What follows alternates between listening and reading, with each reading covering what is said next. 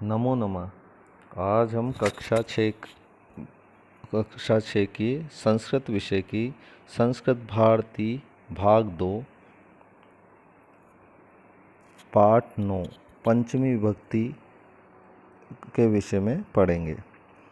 पंचमी विभक्ति अपादान कारक में होती है।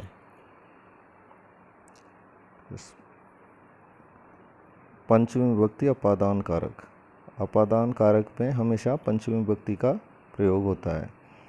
कोई वस्तु किसी अन्य वस्तु से अलग होती है, मतलब यदि अलग होने का भाव हो किसी वस्तु का किसी दूसरी वस्तु से, तो उसे अपादान कारक कहते हैं। अपादान कारक में पंचमी विभक्ति का प्रयोग होता है। एग्जाम्पल दिया हुआ है, जैसे वृक्षात् पत्रम पतति। इसका अर्थ हुआ पेड़ से पत्ता गिरता है। तो यहाँ पेड़ से पत्ते का अलग होने का भाव है, इसलिए जिससे अलग होया जाता है उसमें पंचमी विभक्ति का प्रयोग होता है। अब एक वचन, द्विवचन या बहुवचन, ये हम उसको पढ़कर उसके वचन के अनुसार लगाएंगे।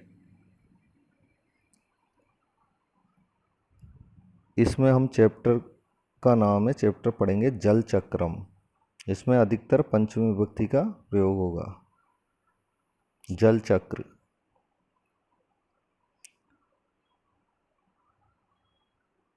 जलम विना न कोपि जीवः जीवति। जल के बिना कोई भी जीव नहीं जीता है। जलम विना, इसमें मतलब विना के योग में भी द्वितीय विभक्ति का प्रयोग होता है। तो यहाँ जलम द्वितीय एक वचन है। कोपि, इसका अर्थ है कह, इसका संधि विच्छेद करें तो कह धन अपि, ठीक है, विसर्ग संधि है। जीव जीवति, जल के बिना कोई भी जीव नहीं जीता है। अतः जलम जीवनम अस्ति, इसलिए जल ही जीवन होता है या जल ही जीवन है। एषा धरा जलेन समृद्धा अस्ति। ऐशा मतलब यह, धरा यानी धरती, यह धरती जल से समृद्ध है। अस्ति का मतलब है। अत्र जलेन पूरिता कूपा तड़ागा नद्य समुद्राः आदय जलाशया सन्ति। अत्र का मतलब यहाँ, जलेन पूरिता, जल से पूरित यानी भरे हुए। कूपा तड़ागा नद्य, कुएं, तड़ागा यानी तालाब, और नद्य यानी नदियाँ, समुद्रा यानी समुद्र, आदय आदि जलाशय हैं।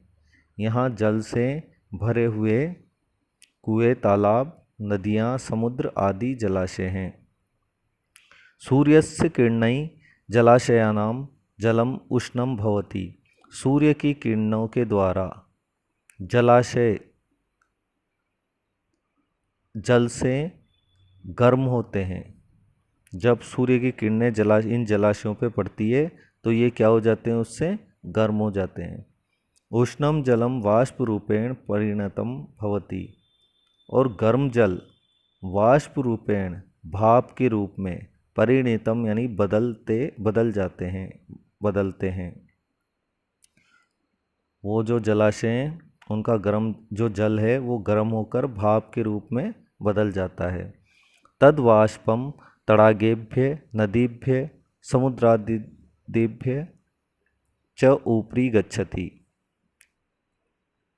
वो वाष्प तालाबों, नदियों और समुद्र आदि के ऊपर जाता है। मतलब वो वाष्प जो होती है इन सब से के ऊपर चला जाता है। तद वाष्पम मेघ इति कथ्यते। उस वाष्प को बादल कहा जाता है। मतलब बादल इस नाम से बोला जाता है। मतलब वो वाष्प होती है, भाप होती है, उसी को बादल कहा जाता है। मेघ ऊपरी ऊपरी गच्छति। बादल ऊपर ऊपर जाते हैं, ऊपर ऊपर चलते हैं, मतलब ठीक है, इन सब के हवा में। यदा एष मेघ शीतल भवति। जब यह बादल ठंडे होते हैं, जब ये बादल चलते रहते हैं, जब ये ठंडे हो जाते हैं, तदा स वर्षति, तब वह वर्षा करते हैं, तब वो वर्षा करते हैं। यदा और तदा ये अव्यय शब्द हैं। वर्षा जलेन सर्वे जलाशया पूरिता भवन्ति, वर्षा जल से सभी जलाशय पूरे भर जाते हैं। जब पानी आता है, बरसात का पानी आता है, तो सारे जलाशय उससे पूरे हो जाते हैं। एवं जलाशयेभ्य मेघात वर्षः वर्षाभ्य पुनः जलाशया इति एतत् जलचक्रम कथ्यते।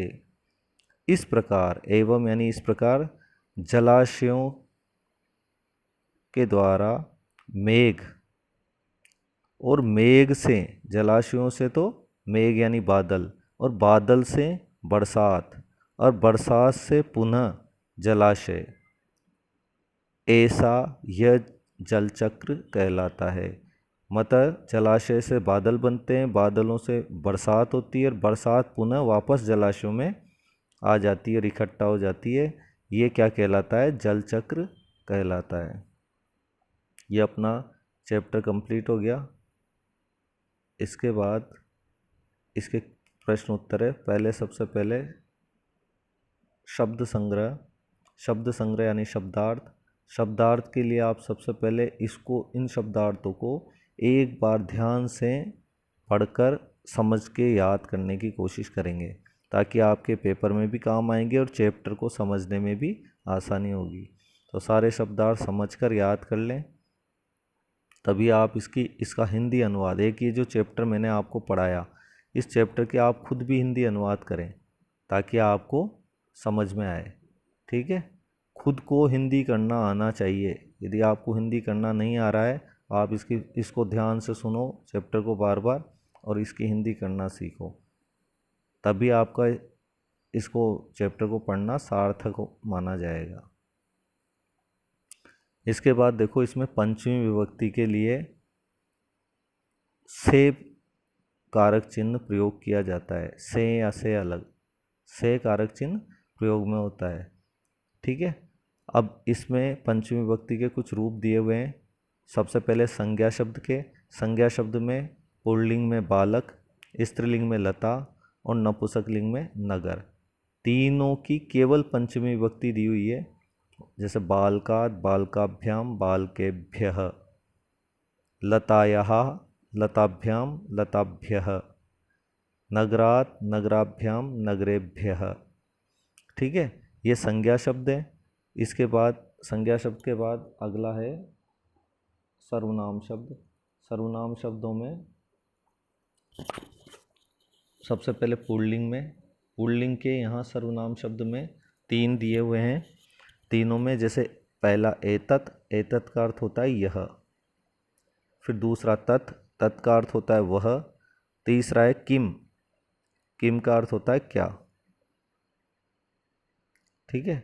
इन तीनों के नपुंसकलिंग और पुल्लिंग के रूप एक जैसे चलते हैं। नपुंसकलिंग और पुल्लिंग, इनके रूप एक जैसे चलते हैं। उनकी पंचमी विभक्ति है।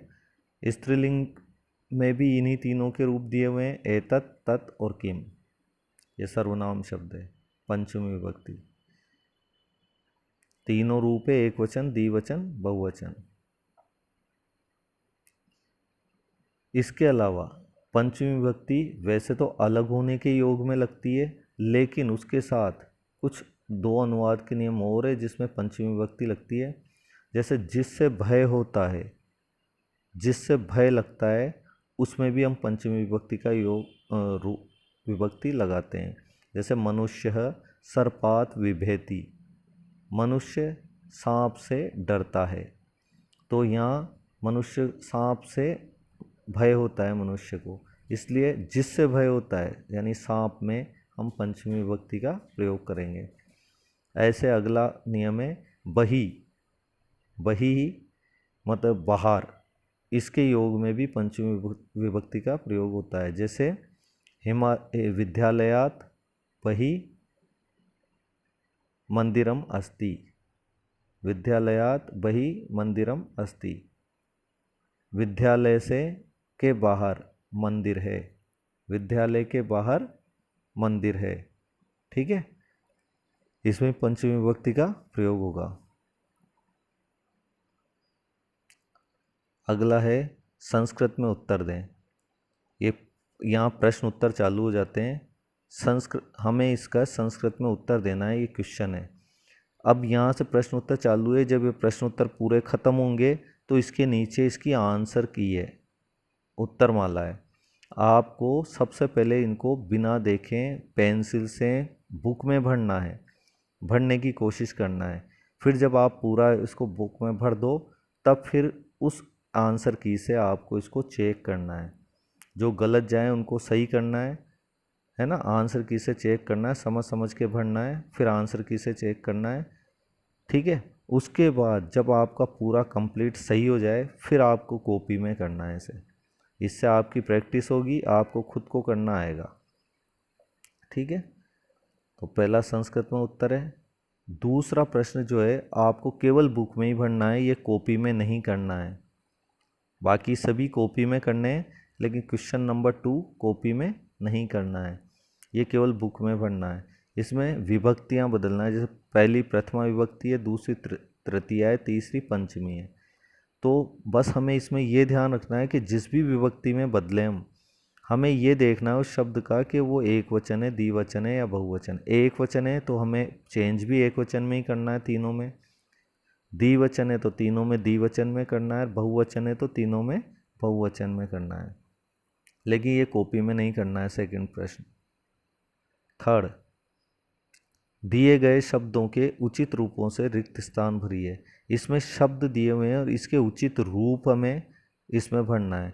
वो रूप अभी मैंने बताया, तो अपादान से अलग, अलग के योग में पंचमी लगती है, बही के योग में पंचमी लगती है, और विभेति डरने के रूप जिससे डरा जाए उसमें पंचमी लगती है ना। इससे हमें इसमें विभक्ति बननी है शब्द रूप की। अब अगला है दिए गए सर्वनामों के उचित रूपों से रिक्त स्थान की पूर्ति करें। तो इसमें सर्वनाम दिए हुए हैं पीछे और उसका उचित रूप वहाँ हमें आगे लिखना है। अब वो कैसे लिखना है कि जैसे पहला है विद्यालयभ्य दिखा है तो भ्य लगा हुआ है, पंचमी का बहुवचन है, तो हमें तत् का भी पंचमी बहुवचन लगाना है, तो तेभ्य हो जाएगा। इस तरह से हम समझ के इसको लगा सकते हैं। अगला है निम्नलिखित वाक्यों को शुद्ध करें।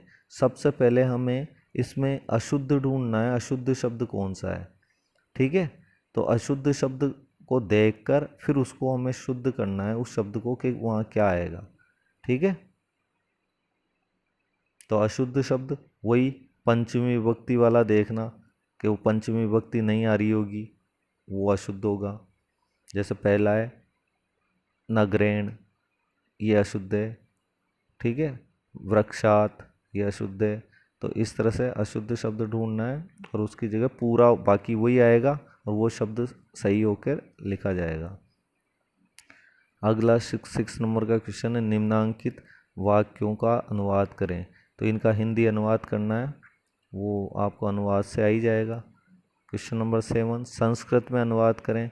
इस हिंदी का संस्कृत में अनुवाद करना है। ठीक है, इस क्वेश्चन को भी आप चाहे तो कॉपी में नहीं करना है, यानी इन पूरे 7 क्वेश्चंस में से आपको जो बुक में भरने हो तो सारे भरने हैं, लेकिन कॉपी में आपको क्वेश्चन नंबर 2 और क्वेश्चन नंबर 7 नहीं करने हैं। ठीक है, अब इसके नीचे देखो, इसकी आंसर की है मैंने, ये सारी आंसर की है। मैंने आपको पहले ही समझा दिया था क्या करना है। आपको सबसे पहले समझ के उसका हिंदी अनुवाद करना है चैप्टर का, फिर आपको उसे बुक में भरने की कोशिश करना है आंसर्स को। जब बुक में भर लो फिर इससे चेक करना है, जब पूरा सही हो जाए फिर आपको कॉपी में करना है, और क्वेश्चन नंबर 2 और 7 नहीं करना है। ठीक है, कॉपी में, बुक में तो भरना है। ठीक है, ये आपके आंसर की है। इसको आप इस तरह से करें कि आपको हर चैप्टर अच्छी तरह से समझ में आना चाहिए। आपका मेन उद्देश्य होना चाहिए कि चैप्टर अच्छी तरह से आपको समझ में आए, तभी हमारा इस चैप्टर को पढ़ना सार्थक होगा। धन्यवाद।